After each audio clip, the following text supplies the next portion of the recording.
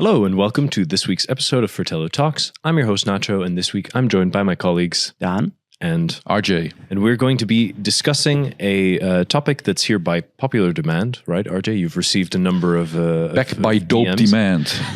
I don't know if it's back, but it's here by demand. It's the topic of gifting watches, giving watches as gifts. Yes. To People. To who? To who? To anyone? To loved ones and special friends? Family, loved ones. Yeah. It might be the same. Or friends. Perfect. Perfect. Well, we'll dive into the topic. I think we all have varying degrees of experience with it, but of course, let's see what's on the wrist. RJ. Today I'm wearing my Speedmaster Professional Apollo 11 in Moonshine Gold. Very nice. Very nice. Which Perfect. wasn't a gift. Was not a gift. Definitely not a gift. Yeah, that would be quite Still a gift. hurts. My gosh. Okay. Dan, how about you? I'm wearing my Cartier Santos Galbe Very nice. XL. Very, very nice. Also not a gift? Not a gift. Gift to yourself? Gift to myself, yes. Perfect. Yeah, and I'm also a little bit like you, RJ, but with a little bit less gold. I'm wearing my regular Speedmaster. The reference that I can never remember. 3570. Yeah, 3570. That's it. Why That's does RJ know the reference of your watch? He's the Speedmaster guy. He knows. And I forget because I don't know. To me, it's just the Geschwindigkeitsmeister. Also. Professionell Monduhr. Yeah, for those less teutonically inclined. Just a Speedmaster. Professional moonwatch on a black NATO.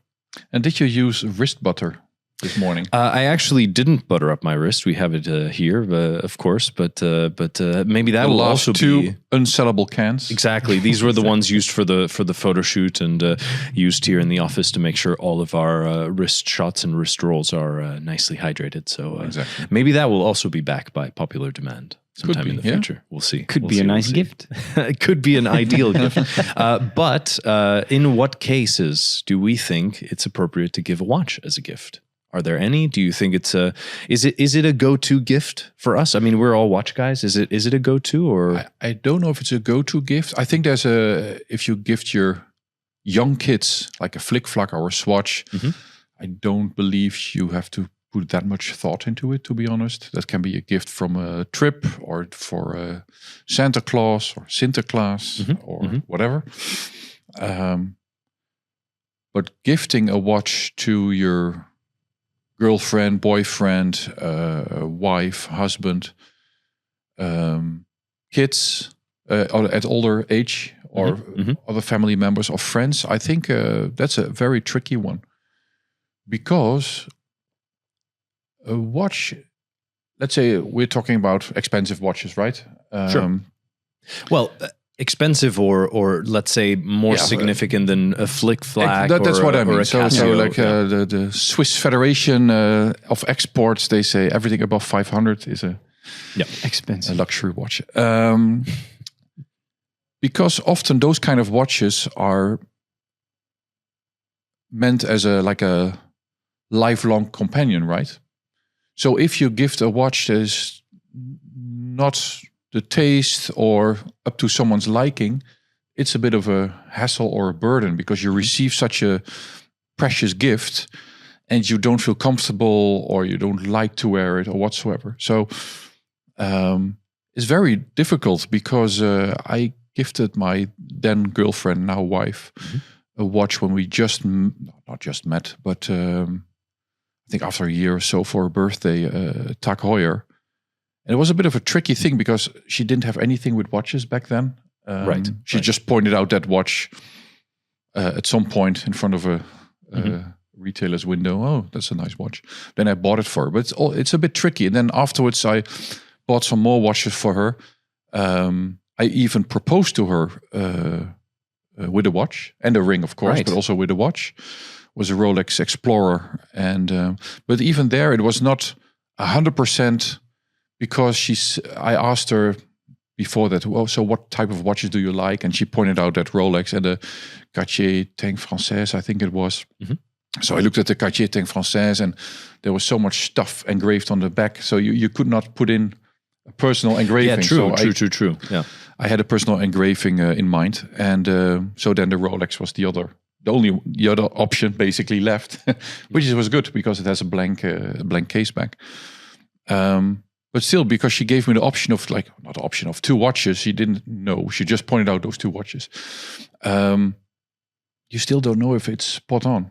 And then later on, I realized that when she bought a watch herself, it was a watch that I would never gifted her because I never expected that that's a watch that she would really like or love. Yeah. So what kind of watch was it? In the end, because my wife is a bit more sporty, so I always bought her sporty watches, like Speedmasters, the Explorer, the Tag Heuer, and she bought herself. Is it a DeVille? I don't know. Lady Matic, Omega Lady Matic. Oh, okay. Okay. With diamonds on the dial, and it's very not sporty. So more elegant. More elegant. So I thought, she's more elegant than I thought. No. Yeah, but I think that's... So that's tough. And I bought my dad a watch, a Speedmaster, because I knew he had been looking at those watches since 1969 at the window. I never bought one because he always felt, that's too expensive for a watch. Right. So in the end, I knew he wanted one so bad, but then I gifted one. But yeah, I think it's tricky because also I get a lot of emails and messages from people that I don't know, that just get my number or email address and say, I want to gift my kids a watch because they graduate or whatever, and I want to give them a Rolex. I said, why? Because that will retain its value. And then my first reaction is, but do you really think if they get a watch from their parents for a specific occasion that they are going to sell that watch? So that's the thing. The resale value is of no importance here. I feel. I think if you sell the watch that you got from your dad or your mom, then you're no good.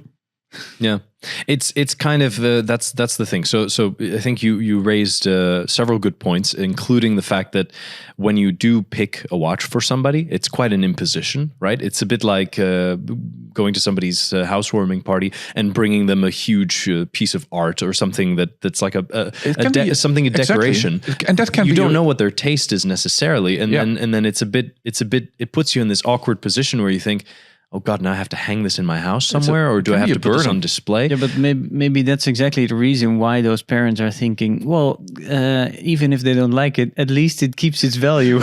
Yeah, perhaps. But then I saw for this particular case, it was on the phone, so he got my number through a friend, and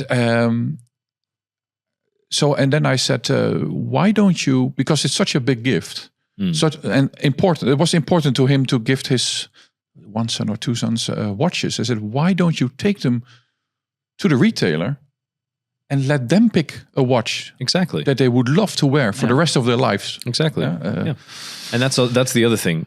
Their taste might develop and change over time, right? So they might get something and then regret it later on. Yeah. The thing is, it's ultimately that when a watch is given to you as a gift, there's also that sort of emotional connection and that sort of additional value, right? I mean, you can talk about perhaps if we received a graduation watch, you got your date just, right? That was a graduation gift. I believe my parents got me a Casio Edifice something, and it was a great watch for when I was at leaving my bachelor's degree. I was already a little bit down the rabbit hole back then, and I still wore that watch because it was probably the nicest I had at the time as a student.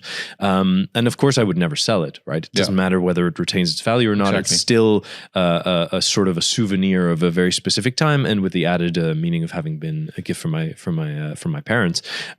So it's one of those things where it really sticks, right? Like if you give somebody a watch as a gift. I do have to add that I picked out the Datejust.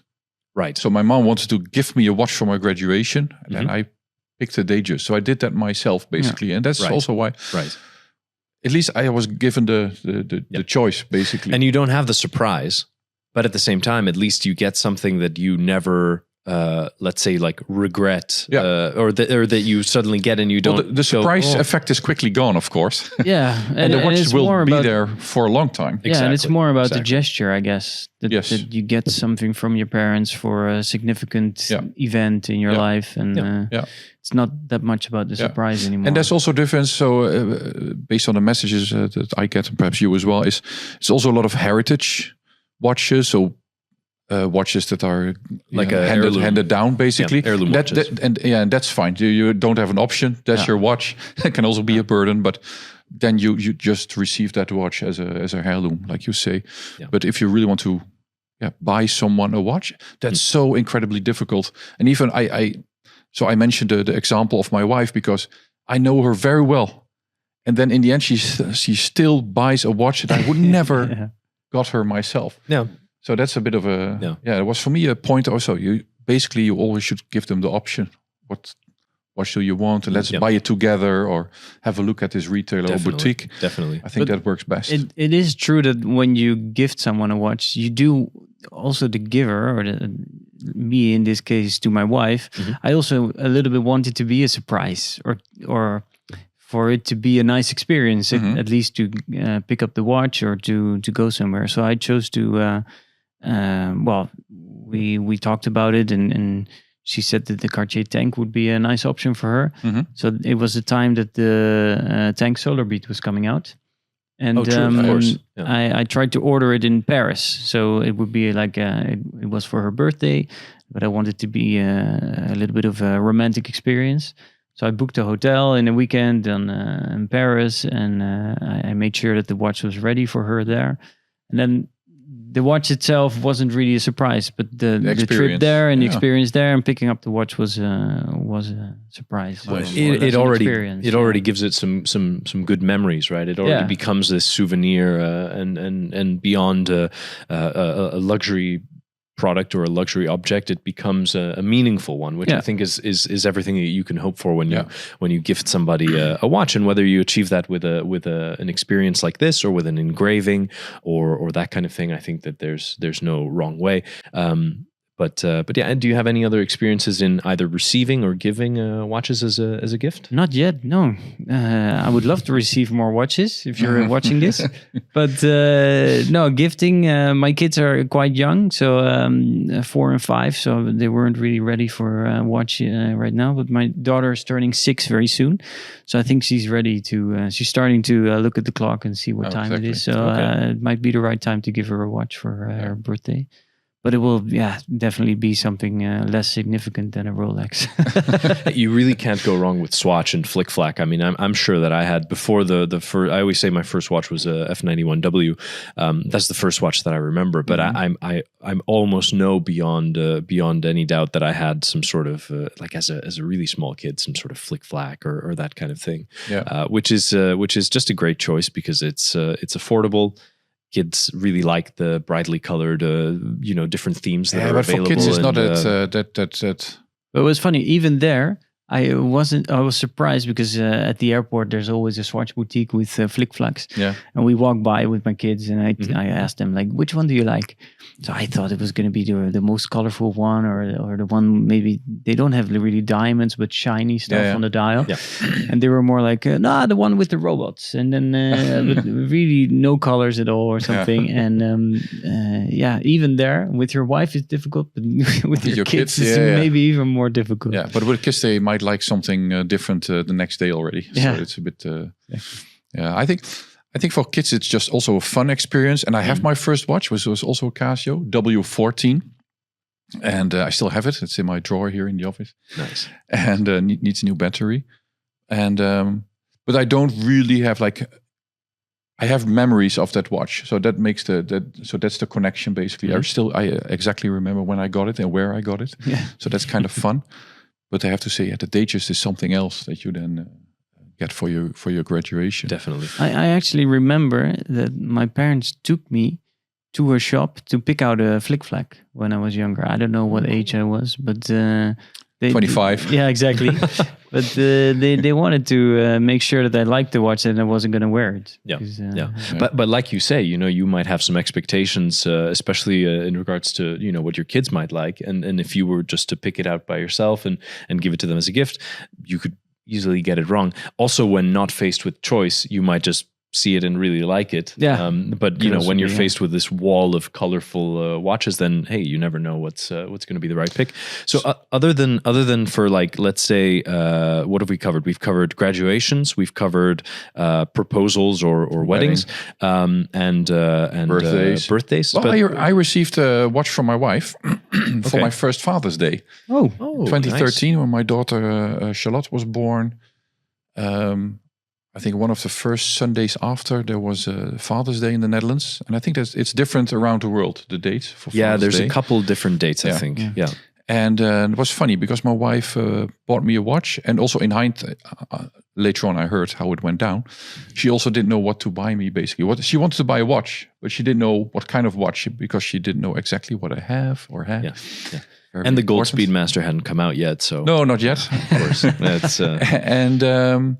But then she got in touch with our colleague Gerard, who's also a Speedmaster collector, and he knew about my collection. So he helped my wife to pick one. And in the end, I also have to say, it's because it's the Speedmaster, and I do like it. It's the Broad Arrow. Very nice. 359 4.50. That it doesn't matter that much in the end which one it is, but I do like it. But it does have this kind of emotional value to me, regardless what kind of watch it is. So that's super nice. And at the same time, I bought her a watch. One of my friends, he's in London. He said, "Oh, you need to get her a push present." I never heard of the expression, but it's an expression. Right. Yeah. So I bought my wife a Speedmaster as well. So we gifted each other Speedmasters without knowing it.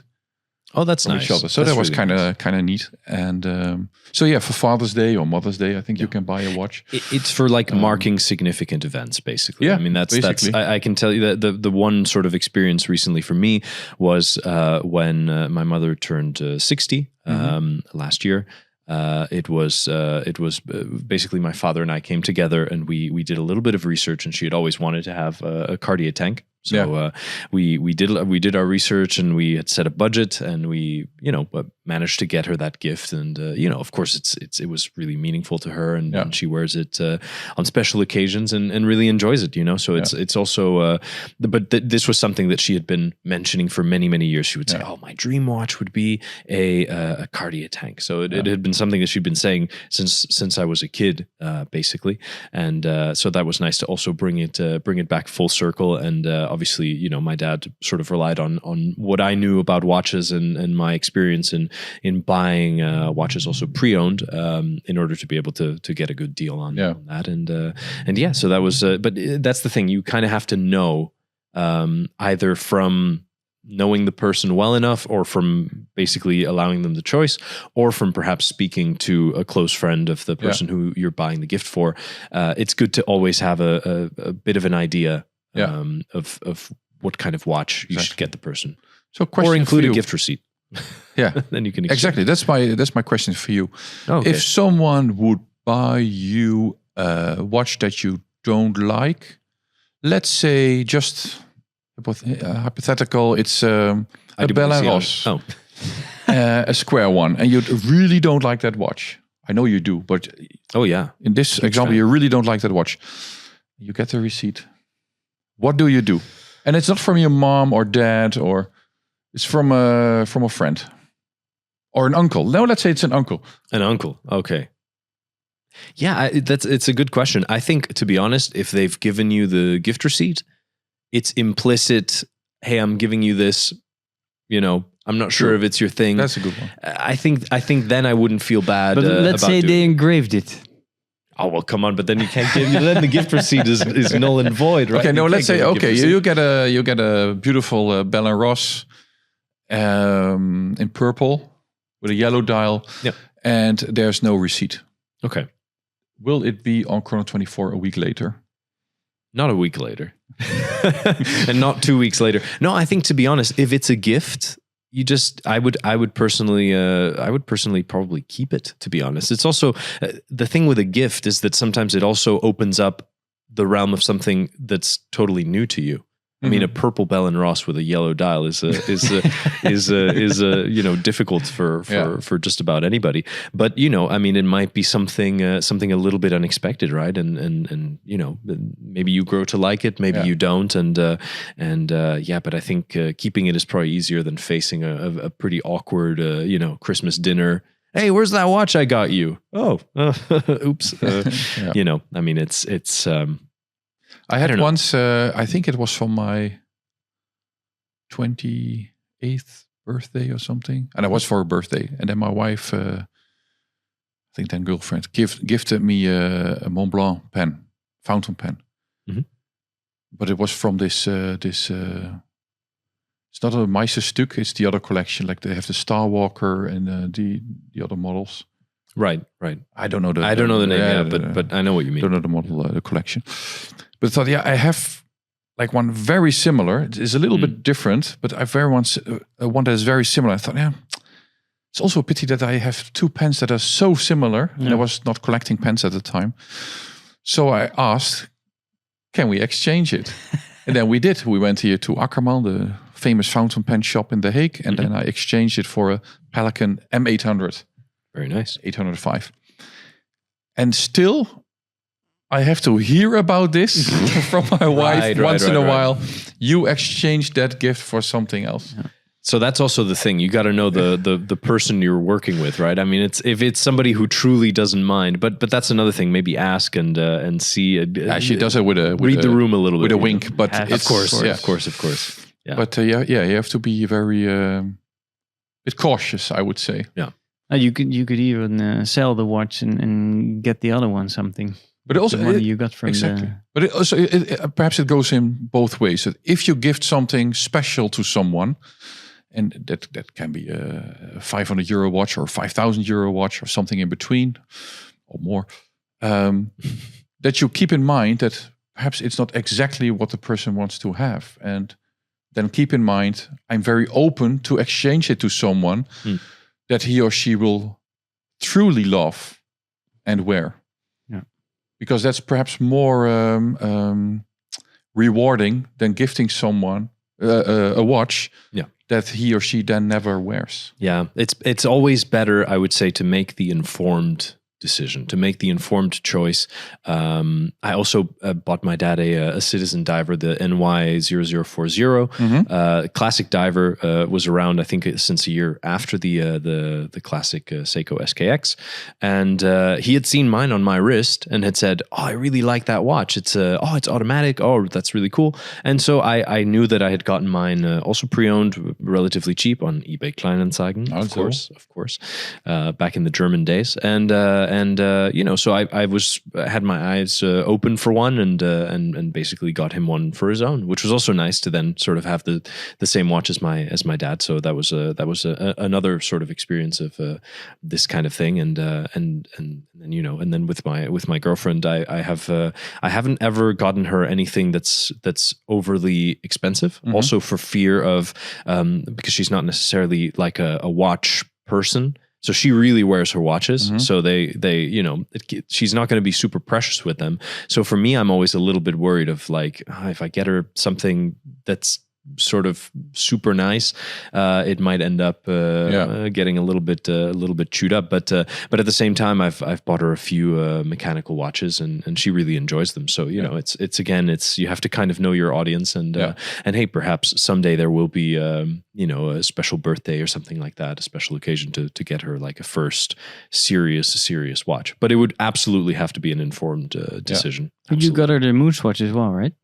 Yeah, I think she just paid took for it. that herself. Oh, okay. No, but I got it. I got it for her. She placed an order through me, basically. Okay. Let's say. Yeah. But so I think in the end we could say that gifting watches is a wonderful thing to do. For sure. Yeah. There's just the stakes are a little bit higher because the price tends to be a little bit higher. And you have to do it in an informed way. Yeah. And perhaps take that special someone along in the journey of buying this watch. Yeah, it's still a very nice gesture, even though the surprise is not there anymore. Definitely. But I think the surprise is also in the fact that they will receive a nice watch. Yeah, exactly. So that could be the surprise as such. And then like you did with your wife, then make it a nice experience. Yeah. And you can be quite subtle about it. You could go to, I mean, if you're listening to this, chances are you're already quite a watch enthusiast. So you stop in front of every window display as you're walking through town, right? And you look at what's there, and you go, well, which one do you like? You know, that kind of thing. Oh, I really like that one. I really like that one. And then there's ways of gauging to make the decision. And then I would say, of course, if you are afraid that it might not be exactly to this person's taste, don't be too against the idea that they exchange it for something else, right? I mean, it shouldn't be an issue, especially if you're able to give them some sort of gift ticket or something like that. And in the end, it's the thought that counts. And But what would be your recommendation? Let's say, like, if somebody to have it engraved so they can never sell it again. Exactly, it's for life. The watch is for life. But let's say, like, your kid is turning 16 or 18, and you want to get them like a first good mechanical watch. Let's say you're aiming under 1,000, under 2,000, right? Like, still something that they don't have to be super precious with. What would be your go-to? Just off the top of your head. Well, if I look at my daughter, and if she will, I hope, turn 18, I think 16 or 18, I find a little bit young for an expensive gift. And I think a watch under 1,000, and they turn 16 or 18, okay, you can do something there, I guess. Then it would totally up to her. For now, I cannot say what she would like, to be honest. I really don't know. She looks at very colorful things and swatches and some stuff. But I think if I would gift something like really meaningful, and that doesn't have to relate to price, but then I think I would wait a little bit longer, perhaps until she graduates and start her like a working life. And then she's also like adult, basically. So how someone... She's more responsible. How the taste developed, and she's perhaps a bit more responsible. And she's always welcome to pick one of my Speedmasters. But I also don't want to force those kind of things upon her. So if she's totally against that, then but it's basically what she would like. For now, I think a Rolex or Cartier or Omega, that those along those lines, something that would be nice, but she needs to be responsible with it. That would be my only your only sort of condition for getting definitely a nice watch. And I think you can then get the feel of that person at that time in life and how responsible they are being. And it would be super difficult to already tell now, of course, 10 years in advance, more or less. Okay, this is the watch for her. I really don't know. Yeah, but I think some go-to options, like, because people ask, right? And I think there's some watches that are almost even meant to be given as gifts, right? Like the Nomos, for example, has the Club Campus, which is on purpose with a closed case back so that you can engrave whatever you want on it. And we hear a lot from Hamilton, that the khaki automatic or the khaki field mechanical. They also offer engraving. They offer engraving. So those are super popular. We've heard stories of some engravings that we won't say on the podcast.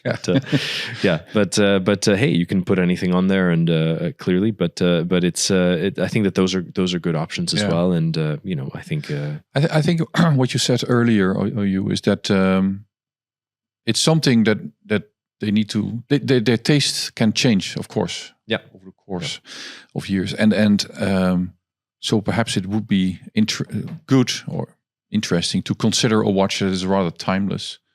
That's perhaps I also mentioned, like a Cartier or Tank, Rolex, Omega, something that's just a bit more timeless. Because if you give them a watch that is from the now, that might be something that they don't enjoy 5 or 10 or 15 years later. Say a purple Bell & Ross with for example. That's a bit of the now. That's not timeless. Perfect. Maybe even something from their birth year.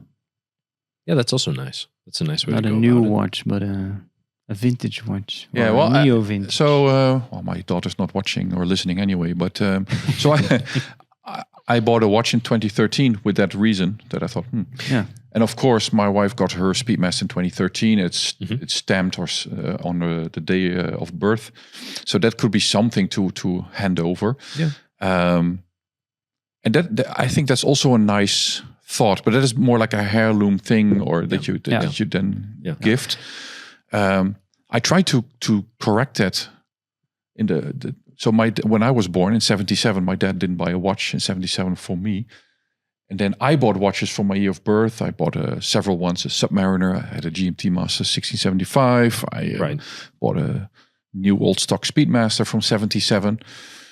But there's there's no connection. I realized there's no connection because you try to correct something or do something that wasn't there in the past. So it would be different if my dad bought a Speedmaster or a Rolex or whatever in 77 and would gift it to me later on at some point.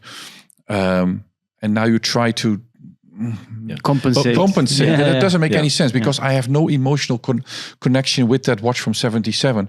Not with the Submariner, not with the GMT Master, because first I thought, perhaps it's because it's those watches and I don't really have an emotional connection to those models. I do have to the Speedmaster, but it also didn't work. Yeah, it's like a fake heirloom. It's a bit of a fake heirloom kind of thing.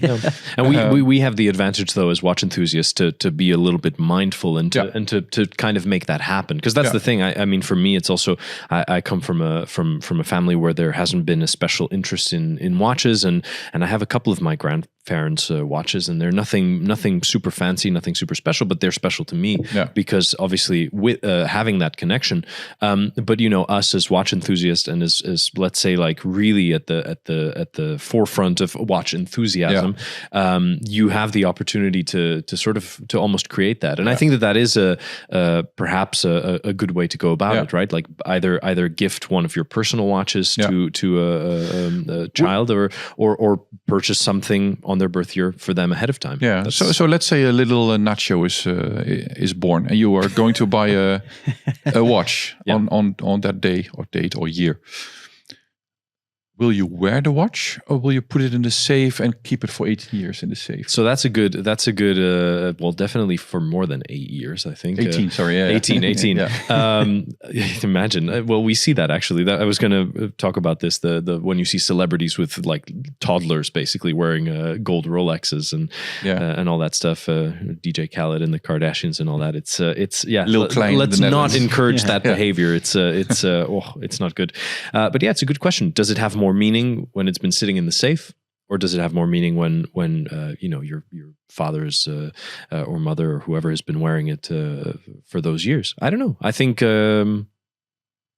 I think personally, I think I'd rather wear it, to be honest, because then it really feels like it's something that's really attached to that person. And I think if so they want too. And also watches, your kids might see you with the watch and remember you when they look at the watch. Yeah. And, otherwise, it's look, I just pulled this out of the safe and it needs a service now. So, and it's also a kind of a fun thing. Imagine. Because when my wife wears her Speedmaster from my daughter's year of birth, 2013.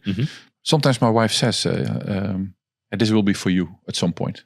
And I think it's also nice to have those kind Definitely to have that to look forward to. Yeah. For sure. Totally takes a surprise away, but that's true. But it's no less meaningful. Yeah, exactly. So I think that's the key. It's to really strike the balance between getting it right, having some special meaning, and making sure that it's the right moment. So the angle is not to disencourage. Is that a word? Discourage. Discourage people to buy a watch for someone else. I think you have to put a lot of thought into it, and that's not wrong to inform someone. I want to give you a watch, but I want to make sure it's done right. Exactly. Let's do it together. And not every gift has to be something overly expensive, right? I mean, the dive watch I bought for my dad was probably at that time under 100 euros. No, it has nothing to do with price. I paid the same for mine, and it's no less meaningful and it's no less special. Exactly. And it's always cool when we're together that we're both wearing that same watch. And I also gave him a Vostok Amphibia. It was one of the first mechanical watches I bought for myself back in the day. I modded it a little bit. I brushed the case, changed the bezel, all that stuff. Picture is overlaid on the video podcast, of course. But yeah, so that's also one that he likes and wears quite often. So but you really it's hard to go wrong, and there's plenty of ways to avoid going wrong. Yeah. So I'd say that's. And I also have to. It's like you say. It's also fun to see someone and that they enjoy that watch. Oh yeah, like my dad, he enjoys wearing that Speedmaster so much. It's so nice to see. Yeah, that's very cool. Perfect. So let's go back to our comment of the week from last week, which comes from Ahmed Arnab 954, who says, "It's lacquer dial. You guys are lost without Robert." Correct. Yes. So you are here today. Today we are not lost. It's a lacquer dial. It's a lacquer dial, referring to the white dial, the Speedy, of Craig course. White. Yeah, and we give this week an additional shout out to J Sterling 26 for his Fratello fashion watch breakdown of all of our podcasts. I saw that. Yeah, where he gives a little analysis on what we're wearing. Very good. It's always we get a lot of comments on that. Yeah, it always. I always have to put the badge in, not today. Oh, but really? yeah. Okay. Yeah. Good. No, but perfect. So thanks, guys. Thanks, guys, for joining for the discussion. And as always, make sure to like, subscribe, and tune in next week for another episode of Fratello Talks. See you then.